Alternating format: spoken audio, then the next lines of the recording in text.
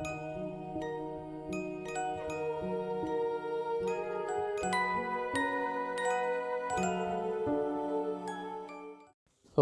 and welcome to the Murder House Radio Show. I'm your host, X. On this show, we will be covering serial killers, mass shooters, disappearances, true crime, and the most deplorable things and people in history, and all that good, dark stuff. The Murder House Radio Show will be a radio show / podcast. I'll be uploading videos every Friday at 4 p.m. Mountain Standard Time. Make sure you hit the like and subscribe button. Once you hit the subscribe button, hit the bell notification and select all notifications if you are viewing on YouTube. And hit follow if you are listening on any podcasting platform. So sit down, get comfortable, grab some coffee or whatever your preferred beverage is, turn off the lights, and enjoy the show. Hey guys, how's your Friday going? I hope it's going well, and I hope your second week of this month is also going well. Let's get into this. Today's episode is on David Parker Ray, aka the Toolbox Killer, also known as the Toolbox Killer. David was born November 6th, 1936. Yo, what's up with all these killers being born in November or dying in November? Like, what's up with that? But he also died May 28th, 2002, so almost 20 years ago. He was an American serial killer, kidnapper, torturer, and he was suspected.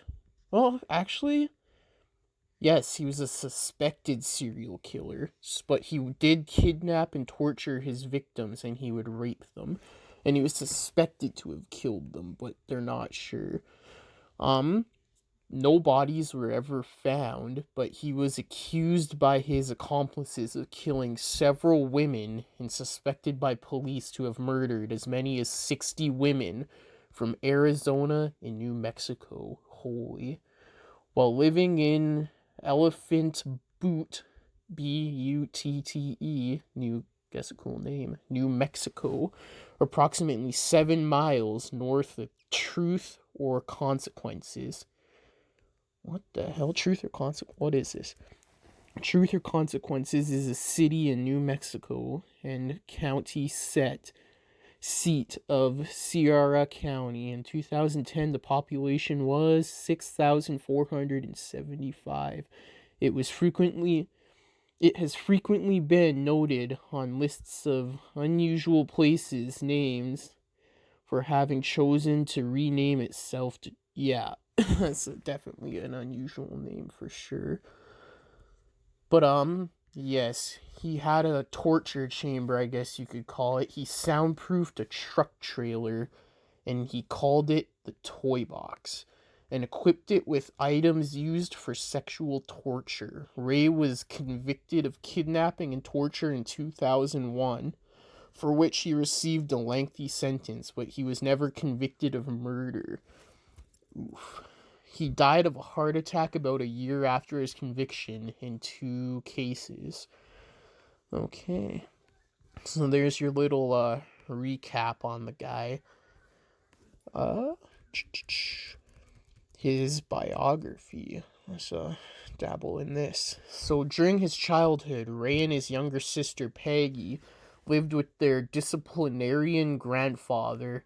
He was sporadically visited by his violent alcoholic father, who would supply him with magazines depicting sadomasochistic, damn, I suck at reading sometimes, sorry guys, sadomasochistic pornography, so like whipping and BDSM and torture, but like hardcore fucked up porn basically. At Mountaineer High School in Mountaineer, New Mexico, he was also bullied by his peers for the shyness around girls.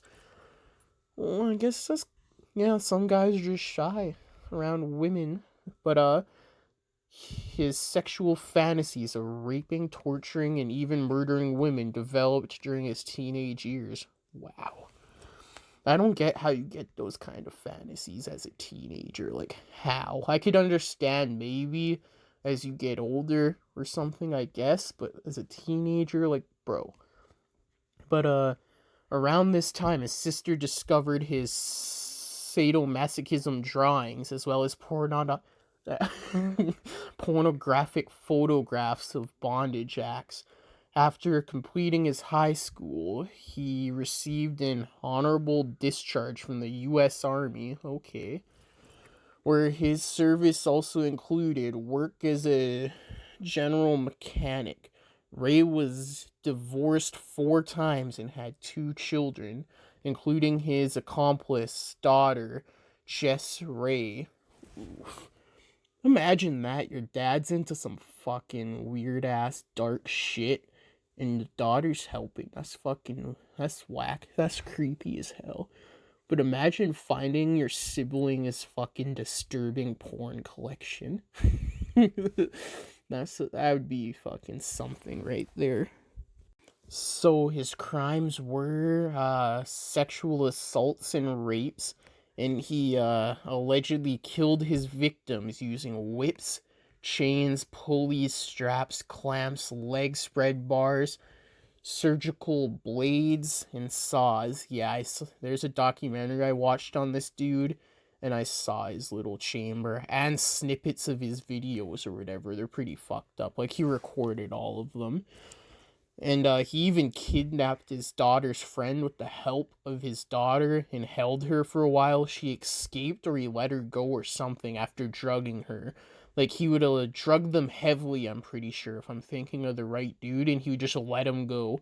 And he'd usually keep them drugged or semi-drugged and awake, so they would, like, not really remember, and they'd just think it was, like, a bad trip or, like, a nightmare or something. But, yes, I think I'm thinking of the right dude, but I could be wrong, so don't quote me on that. But it is thought that he had terrorized many women with these tools for many years while living in New Mexico with the help of accomplices, some of whom are alleged to have been several of the women he was dating. Oof. Yeah. I think he might have killed them to get away with it for that long or whatever, but since he may have drugged them, the cops are like, yeah, she's fucking drugged or whatever. We can't trust her. She probably did this to herself or, like, got fucked up or some shit. I don't know. But that's what the cops may have thought. But, inside the torture room, along with numerous sex toys, torture implements, syringes, and detailed diagrams showing ways of inflicting pain, there was a homemade electrical generator which was used for torture. Oof. A mirror was mounted on the ceiling above the obstetric table to which he strapped his victims, so like a fucking bed or a table with straps or whatever. Ray also put his victims in wooden contraptions, then bent them over to immobilize them, while he had his dog and sometimes other friends rape them. Oof. Yeah, there's a bunch of sick-ass people out there. Imagine having, like, a friend, he's like, hey, you want to come have a little fun with something I got over here or something? And then they walk in and see someone tied down or whatever. That's fucked up. He has been said to have wanted his victims to see everything he was doing to them. Ray often had an audio tape recording of his voice played for his victims whenever they regained consciousness. Yeah, I think he would kidnap them and then play a tape when they woke up explaining the whole thing, and it's like 45 minutes to an hour long. It was disturbing.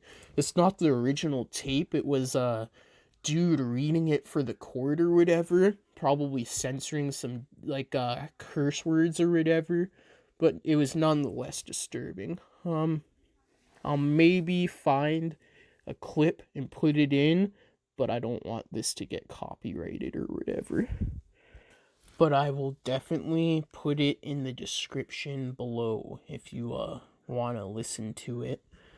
But there's not a lot on this dude on this website or whatever. But don't you worry your pretty little heads off. I'll listen to a documentary or something and see if I can't pick up anything else that this site left out. But his arrest and investigation. Ray posed as an undercover police officer and approached Cynthia Vigil in a parking lot. He told her she was under arrest for solicitation of prostitution and handcuffed her. He put her in his trailer and took her to Elephant Butte. After 3 days of captivity, Vigil escaped from his trailer at Elephant Butte on March 22nd, 1999. Yes. To escape, she waited until Ray had gone to work and then unlocked her chains. Ray's accomplice, Cindy Hendy, had left the keys on a nearby table before going to another room where she participated in a telephone call. Okay. After she got the keys, Hendy noticed Vigil's attempt to escape, and a fight broke out. During the struggle, Hendy broke a lamp on the survivor's head, but Vigil unlocked her chains and stabbed Hendy in the neck with an ice pick. Well, shit! Hendy fell to the floor and Vigil escaped. She fled while wearing only an iron-sleeved collar and padlock chains. Oof. Iron sleeve collar. Oh shit, one of those. She ran down the road seeking help, which she got from a nearby homeowner who took her in, comforted her, and called the police. She escaped. Her escape led police officers to the trailer and incited the capture of Ray and his accomplices. Police stopped Ray and Hendy, and Ray was taken to jail after the publicity surrounding their arrest. Another victim, Angelica Montano, came forward. She told a similar story and said that she had reported the incident to police, but there had been no follow-up. Yeah, that's wild. It's sad because with all this stuff, if there's drugs in their system or they look like they're strung out or whatever, the cops will listen, maybe do a little follow-up but for the most part, they'll just, disregard it as fucking drug addict antics or whatever. It's sad. But Ray had a video of another victim, Kelly Garrett, also called Kelly Van Cleaver, which dated from 1996. Yes, I think that's the video I was talking about. When they argued it in court, it was literally he said, she said about it being consensual or whatever, since he had the audacity to record it. That's the defense anyway. But Garrett ultimately was found in Colorado alive after police identified a tattoo on her ankle. She later testified that she had gotten in a fight with her husband and decided to spend the night playing pool with friends. On July 24th, 1996, Ray's daughter, Jess, who knew Garrett, took her to Blue Water Saloon in Truth or Consequence, New Mexico, and drugged the beer she was drinking. Garrett had walked to the parking lot when she suffered a blow from behind, which knocked her unconscious. Oof. That'd be fucking scary, man.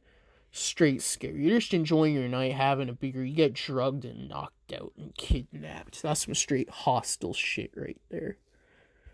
Let me know if you've seen the movie Hostel, by the way. That's a good movie. That's how you build trust issues while traveling.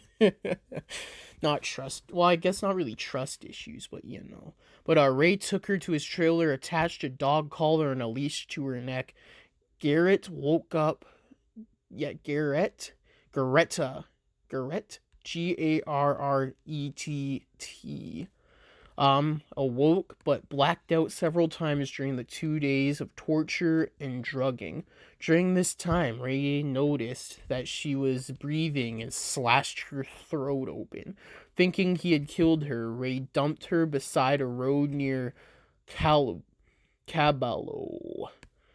She was later treated for her injuries at a local clinic. Neither her husband nor police believed her story. How? She had a slit throat, bro. Her husband believed she had been cheating on him the night she was attacked. He sued for divorce, and Garrett moved to Colorado. She was later interviewed on cold case files about her ordeal. Imagine that. You get kidnapped, assaulted, raped, and attempted murder, almost murdered. Your husband doesn't believe you. You were out cheating, bitch. And the cops were like, gosh, she's probably just a drug addict, man. That'd be fucking horrible, man. Two other accomplices were uncovered by the investigation. Glenda G. and Jess Ray, so his daughter, and Denise Yancey. Yancey admitted to strangling his former girlfriend, Maria Parker, after Ray had kidnapped and tortured her. Yancey was convicted on second-degree murder and of conspiracy to commit first-degree murder and was sentenced to 2 15-year prison terms. Damn, I don't think that's long enough right there. After that murder, Ray allegedly admitted to having had an accomplice named Billy Bowers, a previous business partner whom Ray also murdered. Okay. The FBI sent 100 agents to examine Ray's property and surroundings, but no identifiable human remains were ever found. Keyword identifiable, so they could have found some stuff, but they weren't sure, so it wouldn't count as evidence, really. To prevent women from reporting the crimes, Ray had drugged them with agents including amnesia, yeah, like I said, so their memories were faulty and they could have thought it was like a dream. He made a tape recording of himself telling one woman that the drugs were sodium pentanol and phenobarbital. Okay. Whatever those are. One woman remained uncertain that her recollections of the abuse were anything but nightmares. Yet, see what I mean? Until she was contacted by the FBI. After questioning, she came to remember her mistreatment in increasing detail. Yeah, man. Like, it takes a while for you to digest trauma, I guess you could say. Because if you've ever had like a real traumatic event, everyone's different. But like you could remember it. You'll be fine for like the first days, then the nightmares and shit will set in, and then you'll just start remembering details slowly and stuff.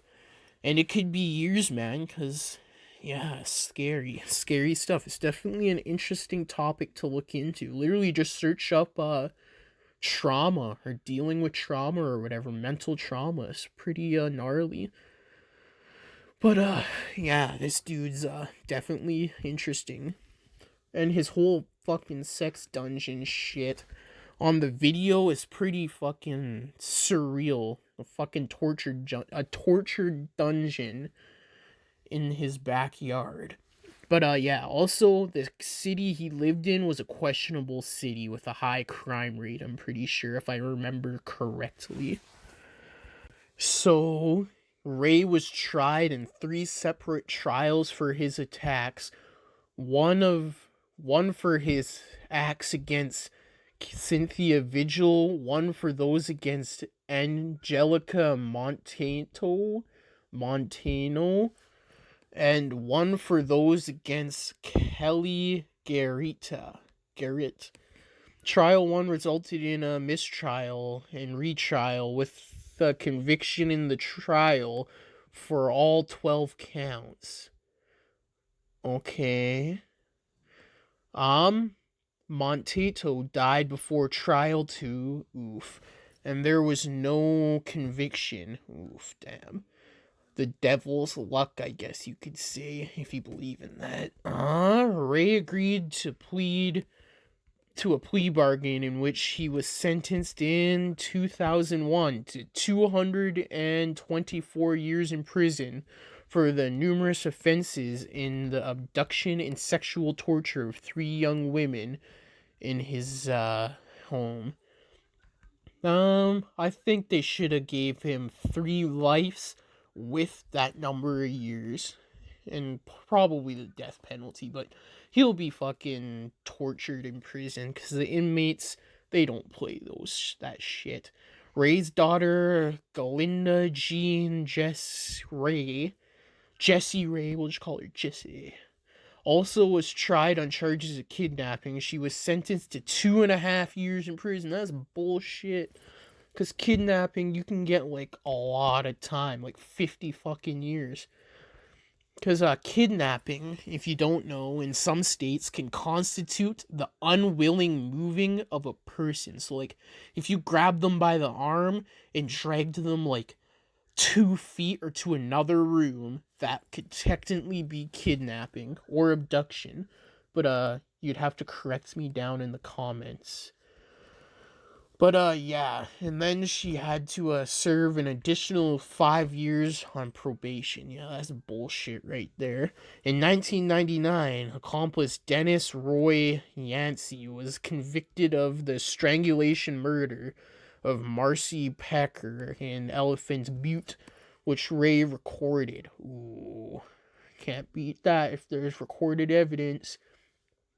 In 2010, Yancey was paroled after serving 11 years in prison. Holy fuck. But the release was delayed by difficulties in negotiating a plan for residence, so he couldn't find a place to live. 3 months after his release in 2011, Yancey was charged with violating his parole. He was remanded to custody, where he is to remain until 2021, so this year, to serve the rest of his original sentence. Yeah, that's bullshit. What was his original sentence, bro? Fuck's sakes. Sad, man. It's fucking sad.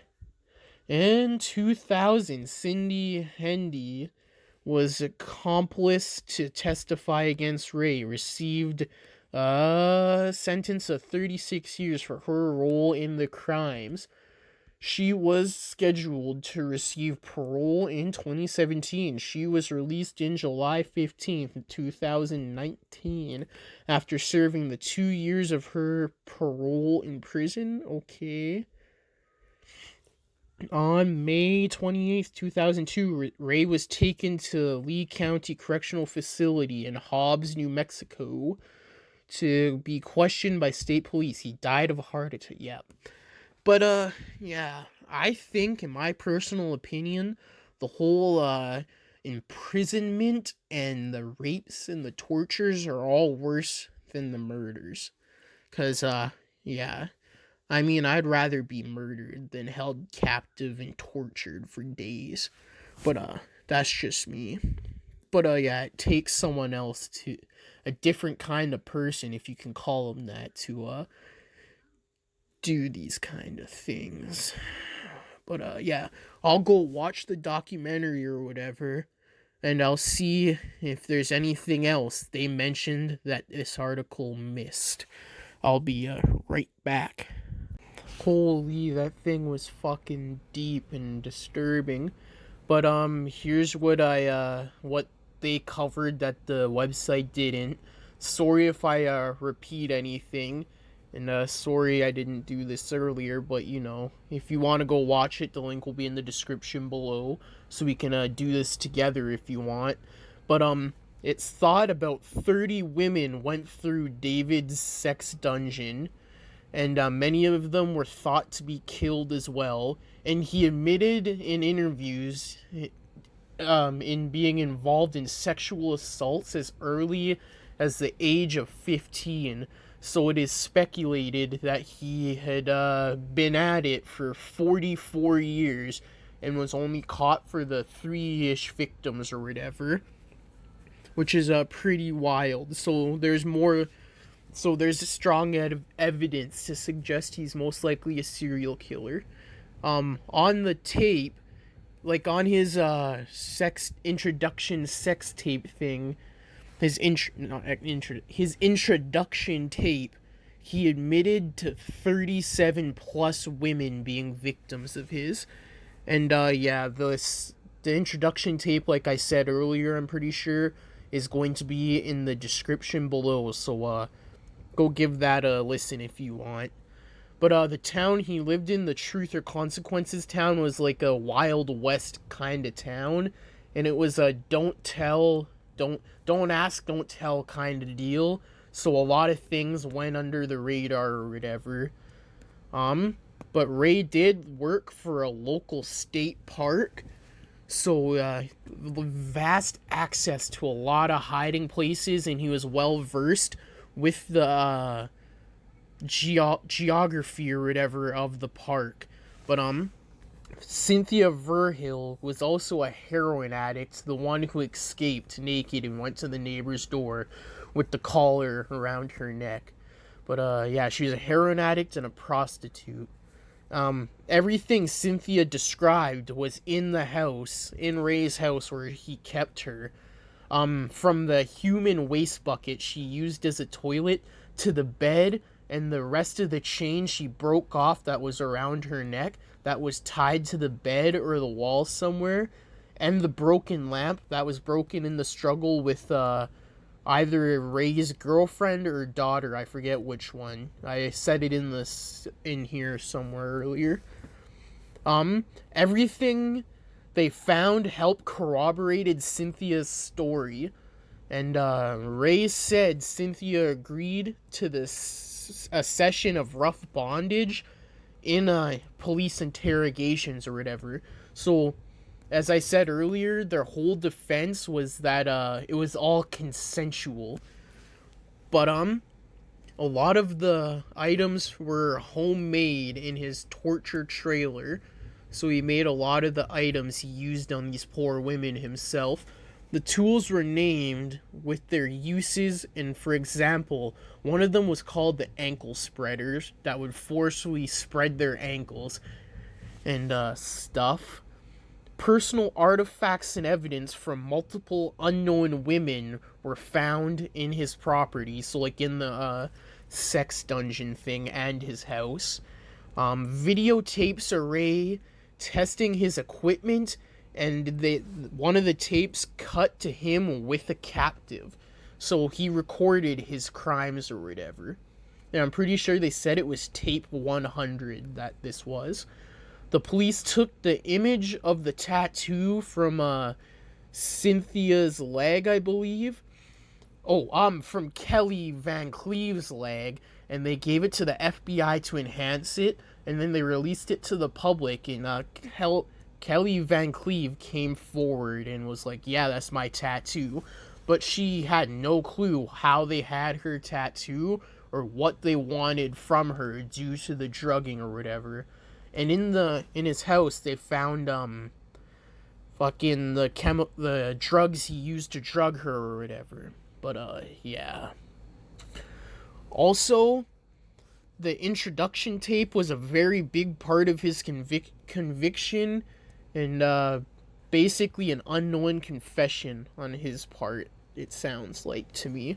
But it's fucking wild because the confession was not played on the first trial, but we'll get into that a little later. But no evidence was found in the lake by his house, and they searched the lake 3 times, and they searched the desert a bunch of times, and nothing came of it. And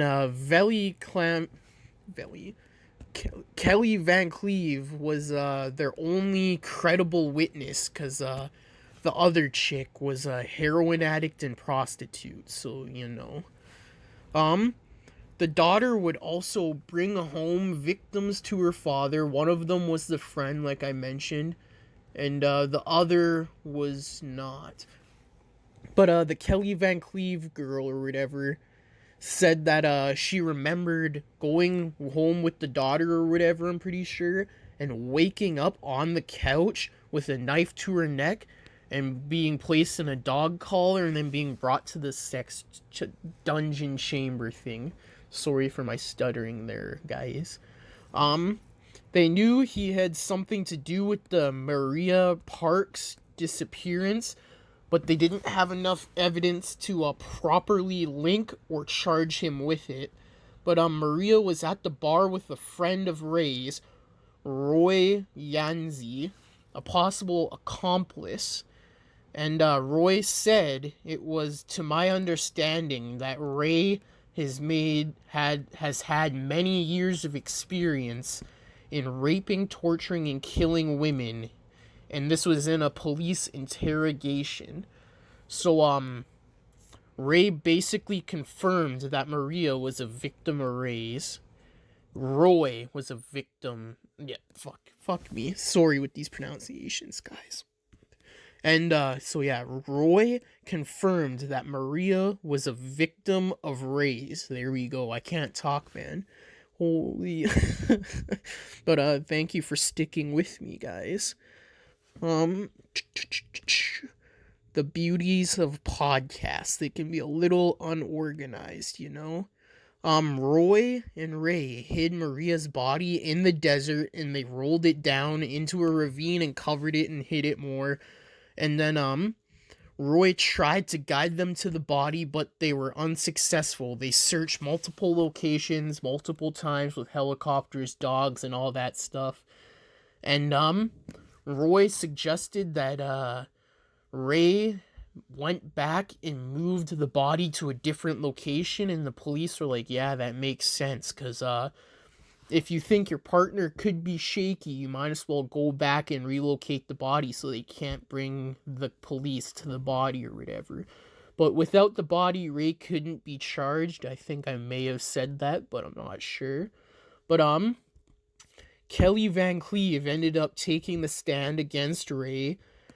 Kelly couldn't remember if Ray had played the introduction tape for her or not, so it was ruled irrelevant and wasn't shown to the jury. And this was on the first trial, because they had two for his case for her kidnapping and torture or whatnot. The jury needed to reach a unanimous decision, which means everyone has to agree, and the decision in some jurors, the decision was hanged jury, and this means not all jurors believed Kelly, so they couldn't be unanimous. So they retried 9 months later with a different jury and judge, and this judge was like, yeah, we're playing the introduction tape, and they all came back with the unanimous decision of guilty. And then he was sentenced to the 224 years in prison. So that's what I got from the documentary. Sorry if it's a little bit everywhere. I did not copy these notes straight from the thing. I typed them out on my Google Docs. So go watch the documentary for the full thing. And to see it even more clearly if you want. But yeah, this is a disturbing case. What do you think? You think he's a serial killer? And if they went back and said not guilty again, bro, I'd be like, what the fuck is wrong with you guys? Holy. But yeah, what are your thoughts on this whole case and this whole situation? How do you think the police handled it or whatnot? And what do you think his sentence should have been? But yeah, let me know down in the comments or whatever. But yeah, I say yeah a lot. I should put that on a t-shirt for merch ideas. So that is David Parker Ray, aka the Toolbox Killer. Thank you for listening to this episode on the Murder House Radio Show. I hope you have a good rest of your Friday or whenever you are listening to this. Check out the social medias and the sources in the description below. Make sure you hit the like and subscribe button, and once you hit the subscribe button, hit the bell notification and select all to get all notifications if you are listening on YouTube. If you are listening on a podcasting platform, hit follow. See you next episode. This is your host X, signing off.